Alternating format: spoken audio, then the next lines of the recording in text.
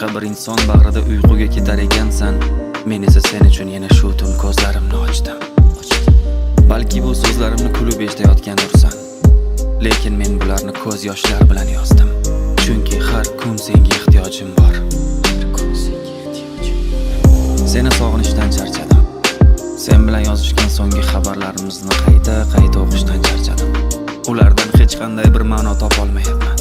Ketishing sana aniq ekan. Nima uchun hayotimga kirib kelding? Esimda.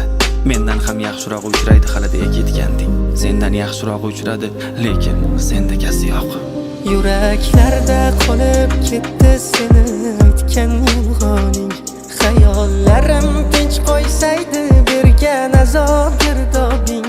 Baxtim uchun eng qisqa yo'l deya sevgandim seni. Meni qiynar bu dardlar, sen esa unutding meni.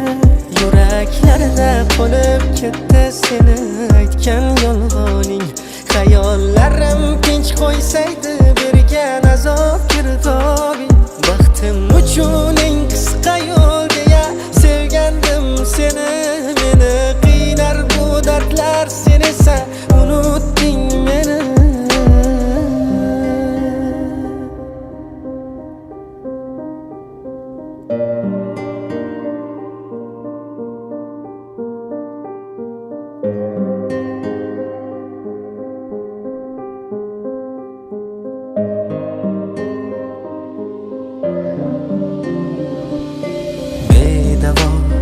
Yana yuragim yonib ketdi bu ozorlardan bevafo. Qani va'dalar, charchaganman bu yolg'onlardan. Yoki sevish bizlarga emasmi, yo barchasi tengim emasmi? Hayotimni bulg'ab ketganlar qiyomatda javob bermasmi? Bunday baxtdan olgan darddan yasholmadim-da.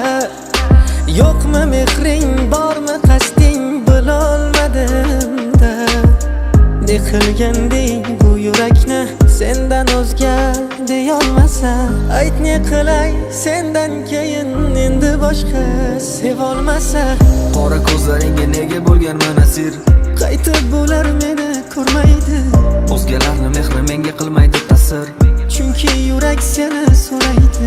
Shu kungacha keldim o'zimga qilib jabr. Afsuslar hech tinchlik bermaydi. Sog'inch qiynasa ham endi qilaman sabr. Bilgan vaqtlar ortga qaytmaydi.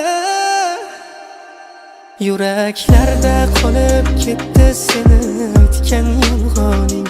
Xayollarim tinch qo'ysaydi bergan azob girdobing. Baxtim uchun eng qisqa